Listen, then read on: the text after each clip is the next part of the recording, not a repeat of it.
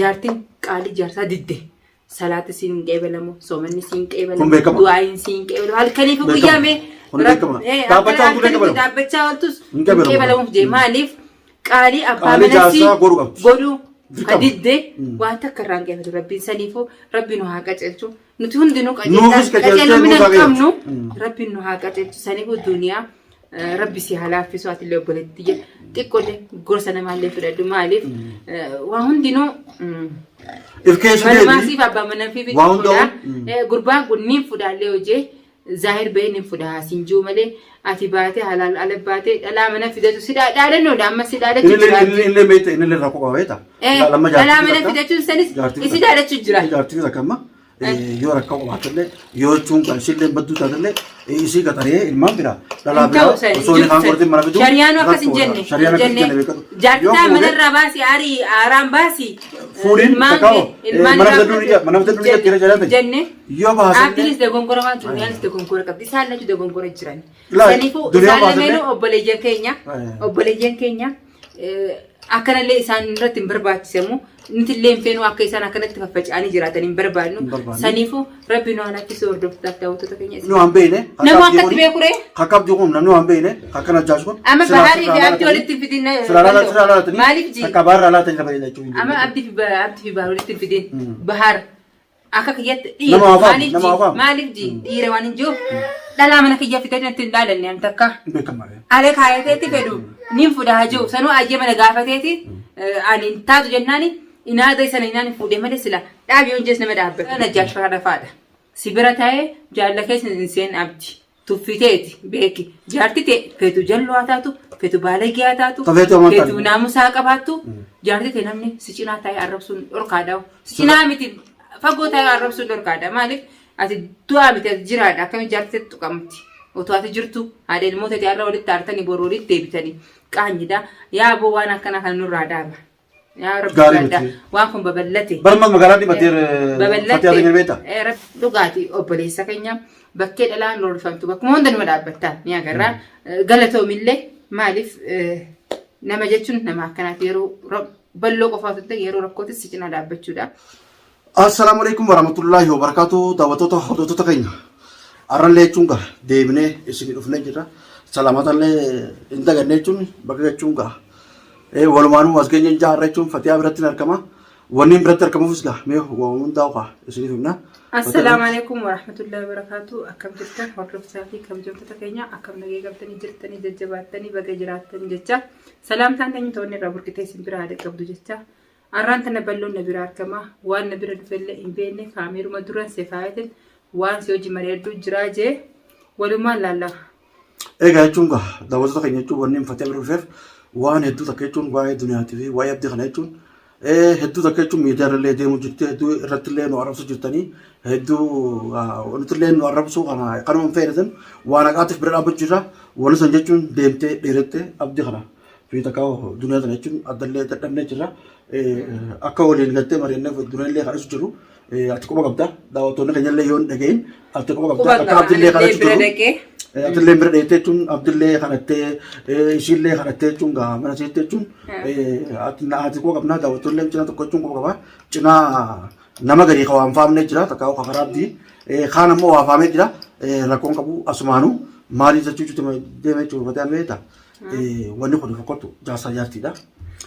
Fatti waan dita argattee duniyaa tana duraa kadhattee manatti nurraa akka deebiftuu sin jaa maaliif duniyaa tana hedduu amma si dhageessi birallee kan dhaabbatu jiru nam tokko goona wali dhaabbate beekadhu namaa qabuu qabaa beekadhu egaa birallee dhaabbannee jechuun abdillee kanatti arrabsu jira garuu inni jechuun najjaasha wajjin jaartii isaa jechuun miidiyaa rabee jechuun arrabsuun qaaliidha jaartii fi namni hin arrabsu yoo fuudhee jechuun jaartii fi ittiin marete yoo mareechuullee baate shari'aan teenya afur ayyamtee fuudheetu mani kaa godhatee yoo mana galfate duniyaa zantaasitti bulte yoo bullee takka beete suuraa koo gochuun jee amma osoo jechuun duniyaa sin galchine miidiyaa rabee arrabsaa jechuun dhalaa taayitaa mana fituun kun rakkoodha osoo ni amma tana keessa waa takka jira ballo akka jaan haqqa jaarsaaf jaartii rabbuma qofaaf beekaa rabbuma beekaa haqqa jaarsaaf jaartii namni tokko beekuu hin danda'u rabbuma beekaa amma nuti duniyaa haa jennu waan isaan jiddu jiru rabbi beeka nuti immoo dhalaadhaa dhugaadhaa roorrifamu jirtu jennee duniyaaf dubbachuu jirra bira dhaabbachuu jira akka haqaatti nama roorifame cinaa dhaabbachuunis maaliif obboleetti akiraati.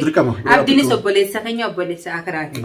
Isaan lachuu ija bitaa fi ija mirgaa nu biratti akkasii ilmaanis jidduu jira.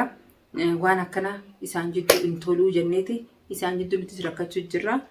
Dubbiin immoo nu bira kutteeti miidiyaa irratti illee ol baate hedduu balbalachuu jirti. Duniyaallee amma dura bira dhaqeen ture. Abdillee dubbiseen ture. Duniyaan rakkoon nama hin dhageessu. Ammaan gama kiyya duniyaan nama hin dhageessu. Xiqqoo gorseetiin jira amma durallee. Dubbii sana hin guddisin hin dheeressinii kanas dhaabii ni gee abbaa mana kee keessumatti jidduu keessumatti haasawaa keessa fixaddaallee jeeni isinillee bira kuttanii YouTube illee naafudha jettee daa'imtanii humnaan illee tu fuutanii. Ani amma bakkeessan komiin qaba ni beekta. Amma waan gootaniif isin dhalaadhaa. Bira dhaabbachuu garuu isin amma mana galchuufi isin amma humna san hin deemuun an hedduun komiin qaba. Humna san hin deemuun qabdan. Maaliif boru duniyaa fi abdii walitti deebi'uun mala. Bakka adda adda kan qabanii. Fayyidan hammaana naa tolanii jaarsaaf jaartiin walumatti deebi'e. Walumatti deebi'e. Hanga bishaan isaanii dhumu. Walumatti deebi'e. Boru komiis marra deebiti. Suma akkasitti humnaan leettee wanti si biratti san boru gaafa walitti deebi'e Suma kumatama. Nuti kumatanii silaa walitti deebi'anii jaarsaa jaartiin walitti deebi'anii. Amma waan isin jedhan keessatti zakkoo akka balloo shawuu akka buleessa tokkotti waan isin akka obboleetti akkatti waan isin dhaamu ni beekta. Dubbii jaarsaaf jaartii jettu gisee seentan qusadhaa maaliif dhugaadha aaraan isin akkamitti akkana godha duniyaa dhalaaf maarri namoonni yaarra. Garuu itti qabuun bareeda maaliif boru waan kana ni sheenaa namni iftu gaafa isaan walitti deebi'anii sumaatu komii dhugaatii obboleessa keenya. Bakkee dhalaan roorfamtu bakkuma hunda numa dhaabbattaa ni agarra galatoomillee maaliif nama jechuun nama akkanaati yeroo balloo qofaatu ta'e yeroo rakkootis si cinaa dhaabbachuudha. Akka nama tokko amma akka najjaashfaa jira. Tullee bakkuma hunda seenee amma najjaash tulleedha. Naasii fida naatu akkana waan jaachuun akkana yoo jaarsaaf jaartii jettu isa waan naqu hin qabu. Waan kana rakkoo. Ta'ee isaa waan beeku inni amma kalee duniyaa yoo ani maara isin goone. Maal godhu natti afi fuusanii gaddaawee amma duraa qabdi dunyaan iyyisiiste akkasii kadhatee harkaarre har'a sol bahee gizee akkana xoxxol jiru san maal jaarsaaf jettee jettu maaltu maa isa naqeewu. Wanni kun gaarii abdiin har'a wallaalu isa wajjin inninis dhaabbatee wallaalee jaartii isaa akkami bira taa'ee arrabsaa'u. Wanni kun rakkoo. Amma abdiin hedduun itti aare maaliif? Jaartii isaati haadha isaati najjaash bira taa'ee akkam jaartii arrabsa. Jaartii isaa faarsuu qaba. Isa tuffate isuma tuffate. Isa tuffatee amma isa hojii arrabsu. Abdii tuffate jaarsa tuffatanii jaartii biratti arrabsan. Akka najjaash faadha faadha. Si bira taa'ee jaalla keessa hin seen abdii tuffiteeti beeki jaartii ta'e feetu jalloo haa taatu feetu baalagee haa taatu feetu naamusaa qabaattu jaartii ta'e namni si cinaa taa'ee arrabsuun dhorkaadha. Si cinaa miti. Fagoo ta'ee arrabsuun dhorkaadha maaliif ati du'aa miti ati jiraadha akkamitti jaartii tuqamti otoo ati jirtu haadha ilmoota ta'e har'a walitti aartanii boroo walitti deebitanii qaanyidha yaa boo waan akkana kan nurraa dhaaba yaa rabbi waan kun babal'ate. Barma magaalaan dibattee fatiyyaa ni beekta magaalaan dibattee wanni battee ni beekta gaafa kattiin baharni fuudhee ka'ee sun bahar jechuun. Bahar ka bahariif ka isaan walitti hin fidin. Bisa lala abdii dhaqoo ka'ee tuma fuudhee dandee fuudhanii. Bar dandee fuudhee inni gaafa waan inni jechuudha dandee fuudhee gaafa takkaa inni arrabaasu tuqee sifaarsu malee haadhaan isaa kiyyaa. Arraban qabureen mana jaartisaati. Banaan kun namarraa naafata jechuudha. Namni waan beekne. Nama akkatti beekuree. Akka abdii kun namni waan beekne akka najjaash kun. Amma baharii fi abdii walitti fidin. Maaliif ji? Akka baharraa laatanii lafa jechuudha. Amma abdii fi bahar walitti fidin. Bahar akka kiyyatti dhiira maaliif ji dhiira waan hin jiru. Dhalaa mana kiyyaa fitanii natti hin dhaalanne an takka. Alee kaayateetti fedhu nin fuudhaa jiru sanuu ayyee mana gaafateeti ani taatu jennaani inaada isa inaan fuudhee malee sila dhaabii honjees nama dhaabbatu. Afaan deeffateeti. Isa wanni sin jiba isa maashaallah. Afaan deeffate ani gaafatan. Inaadan isa nagani beekta. Silaa jechuun baharirraa waa jechuun takkaa'oo gorfamanii silaa baharirraa laalatanii takkaa'oo silaa laalatanii. Ani abbaan mana kiyya takkaa dhalaa fitinaa kaayate tanaan si tumsisaas naan hin jennu. Takkaa hin jenne. Dhalaa mana kiyya dhalaa hin naqanne takka ayyama kiyya mana kiyya fide dhalaa sanu. Mana takkaa hin naqanne. Humbar amma beekumsaasi miti wallaalummaasi miti akka abdiitti jiru kanan seen jira. Wallaalummaasi miti beekumsaati miti. Tamaam wallaalummaa guddaatti jira abdi. Maaliif jaartisaati boru yoo waliif fayyanii mana galte Ijaan sana akkamitti irraa baate? Ijaan sana illee irraan baatu garuu maal jechuun nuti kan irraa baatu kun akka gartee jaartii isin dhaabbaddaa garuu wali bira dhaabbannuuf akka jechuun jaartii isaan bira dhaabbatanii alhamdulillah rabbil alamin baga jechuun isaan kun illee bira dhaabbatanii balloo isin komachuu jira rakkoon qabu jechuun sila balloo ofii jechuun nu jidduu haase nu jidduu fayyis silaa jee irra bareedaa beekadhu garuu deebee naa sarrabsee nama komachuu namni bira jaartii fi bira dhaabbachuun bareeda bara. Berita. Namni jaartii fi bira dhaabbachuun bareeda. Dhaabbachaa waliin fayyaa jaanii namni nama cinaa dhaabbachuun bareeda. Maaliif namni kun waan kun akka hin guddanne akka jaarsaaf jaartiin ilmaan jidduu jiran kun akka hin miidhamne namni si jidduu dhaabbata. Maaliif jaalala kabajaa si jidduu dhaabbata malee walitti dhiisaa dantaa isaaniiti yoo jaan. Nuti meenullee arrabsu nuti waan takka jechuun nurraa nu godhuu danda'u najjaashillee isallee waan kan godhuu danda'u sibira fa'aa dhufee takka wala biraa bira dhufee fatiha waan kan wal nu fayyisi. Dhalaan bar wali nama jetteer dhalaan amma dhiirra cimtu taas jetteer nuti jechuun nullee ahmatu nullee arrabsu rakkoon qabu silaama jechuun dhalaan wayii fahamti fatiha ta'e. Isitallee fahamsisi isitallee fidii ta'a balloon faanis akka fedhanii ati waliin nu fayyisi laajee irra bareedaa nuti fayyaa isaanii barbaanna ammallee fayyaa isaanii barbaanna ati jechuun hanga dandeessitti jechuun siyaafanii dubbadha dhaabattee waliin fayyisuu qabdi. Ani amma abdiillee tilbeetin jira bira ni dhaquuf hin deema yoo namichi jaarraa kana bira dhaquu deema maaliif waa takka takka hojii haasuu barbaade bilbileetiin sin eeganaan jee bira dhaqa. Jechuun eegaa bilbilee jechuun na bira kootu eegaa kanas hin jee wanni kun bareedaadha birallee dhaqee jechuun tabbiyyaataallee mari'adhuuni aboo nagee jechuun namaa sana bisanii bal'oo isin bira dhaabbachuu jira malee kabajaateetiif bira dhaabbachuu jira isin waliin fayyisuus deema mash bal'oo isin bira miti namoonni birallee dhaabbata mash fayyaaf isin bira dhaabbata malee walitti sana ammeessu nuti duniyaanis dogoggora guddaa garuu ma duniyaa jechuun nuti wanni akkasii bira dhaabbannee jechuun duniyaanis amma ta duniyaa qofaa dubbachuu kaabdii qofaa hin dubbannu duniyaanis dogoggora qabdi badii waan qabdu qaalii abbaa manasii diidee isinis ol baatee isaaf deebisuunis badii guddoodha. Badii guddoodha ammas namni takka gorsa namaas ni fudhata. Nuus hin qabanyeera isin akkas bira dhaabbanee nuus hin qabanyeera silaanuu kabajee amma bal'oo achikee eegate foonlee yuutuballee waan hundaa naa fuutan amma niin galaa nagalchaas laachuu qaalii namaas kadhachuu jirruun silaa galchinee walitti fayyisuu qabna isinis jechuun harka nu darbite innis ka harka nu darbuun gaarii miti akka tokko ta'anii ati waan qaree jidduu seeniiti nurraa jechuun jidduu tolchiisin jaa Rabbi siyaa gargaaru maaliif hedduu akka namni magaalaan bakka hundaa hojjechuun namni hundi niin dhagaa jira isin dhageeni isin biras niin dhagaa garuu isin amma kana keessatti waan dubbachuu qaba dubbii namaas hin fudhatu duniyaa tiyya malee jetti sani furabbi na haala keessu isa birallee niin dhagaa isa birallee niin dhagaa waan irra gahe isinitiin ibsa inshaallah maaliif jaasayaatti walitti illee hammeessuu hin feenu walitti tolchuu feena nuti gaawwanni jechuun bira dhaabbanneef walitti fayyifnee cimaa fi rakkoon qabu daawwattoota jechuun isinillee jechuun kan warrabsee fi kagartee non arabsinillee kagartee galatoomaa ammas waa takka jira